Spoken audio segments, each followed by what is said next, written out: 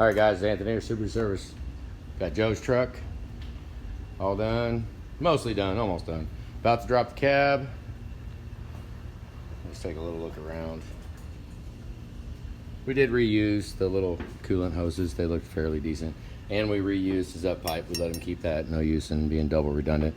This exhaust, it's MagnaFlow is what it is. And I mean, I've seen a whole bunch of exhausts, but when they have this clamp, this actually came apart and it was an absolute dream. Like I would mind installing that exhaust. It's a little close right here, just a little bit. I can't get my finger through it.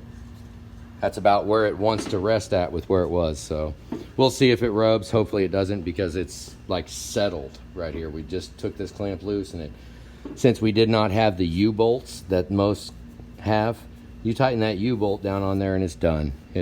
You have a clamp like this and you can actually take it apart. You run a very good risk of me not sawzalling your exhaust in half if you don't use the U-bolts, is what I'm getting at.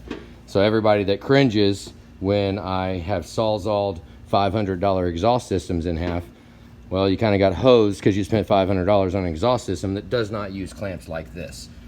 Joe did not get any cuts, nothing. It's all disassembled and it all went right back together, and it was pretty nice. So those clamps, yes. They don't have clamps like I am more, so we're at the point where I am more concerned with what kind of clamps they send than how the actual exhaust is, because if they take the time to make good clamps like that, then chances are they care enough about the exhaust to actually make sure it fits. Coolant pump, fan clutch, we got the fan over there. Reused front cover. It already had a 100mm pump with 4 o'clock radiator hose, new. I haven't changed the filter yet down there. I'm actually gonna wait.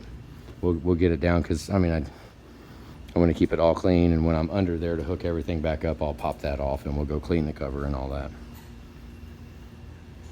We'll just look around. Look at this engine harness. There's a whole day you're never going to get back right there.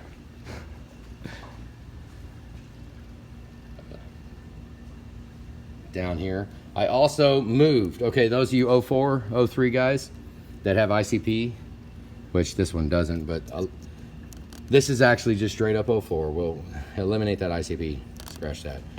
I actually cut this retainer off.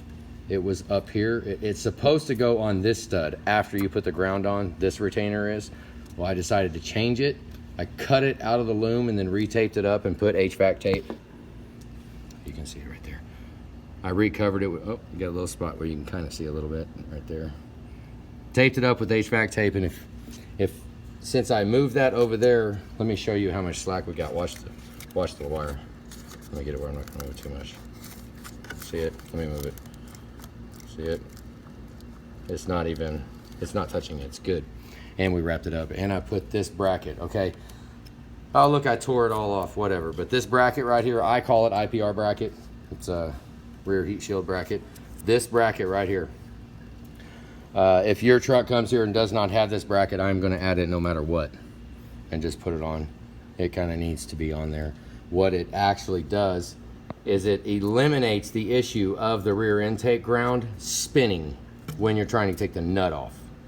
The very last stud in the intake, without this bracket on here, very, very common that you need to grind down a 10mm so you can get on the underside of the actual stud going down into the cylinder head, and then another 10 up on top to bust the nut loose that holds the ground.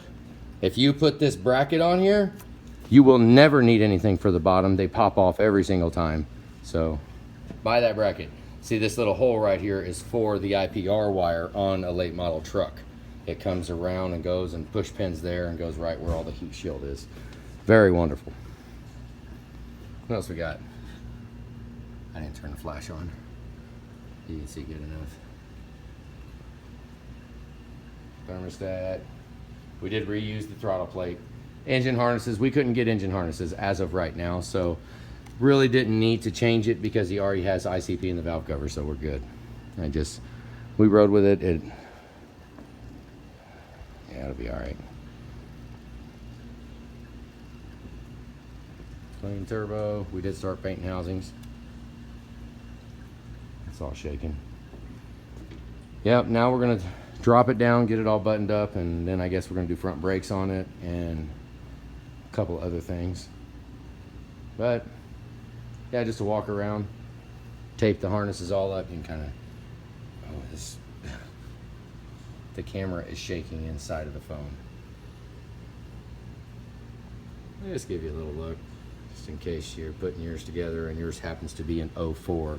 This is how you want it done. With the glow plug wire, you see that? The retainer goes underneath the push pin holder for the main engine harness. And then that little hole there doesn't always go in, but this is kind of a cheesy little setup right here, how this one has to go sideways. But the glow plug wire, everyone I've ever seen in the entire history of the planet has been on top. The glow plug connector. You'll see when you're messing with it. Yep. So, one of these days we'll do a routine. We'll record the process to put it all back together. It's kind of a bummer when the routine gets messed up. Like, we did not have the hose. Well, we had a hose. We have this hose. Which this hose, Mike Chan, this is the hose that we would have needed the time that when you was talking about that excursion that you put a different front cover on. They have one. This one right here has more of a curve. I was looking at the picture. Has more of a curve to go out of 4 o'clock position. 4 o'clock position, early model style, which I like the early model setup of radiator hoses much better than the 05 and up, because the 05 and up comes around the gearbox and it always rubs on linkage and rubs on all kinds of stuff. We never have problems with 03, 04 front lower radiator hoses. So I didn't want to put that one on there. We very easily could have. I mean, it would have fit, but it's just the angle is, yeah. So we had to kill it and wait for a minute. We got one now. Which actually, that one would be a good one if you wound up putting a 4 o'clock front cover on an excursion or something like that, or even one of these. Wouldn't really work too well on the late model.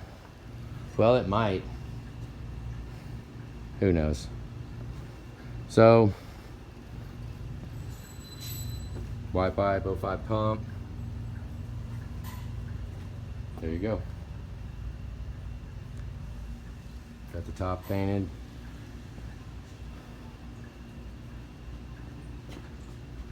Tanner's back there working on some cylinder heads, so I might as well follow and get back to work. Have a good day, guys.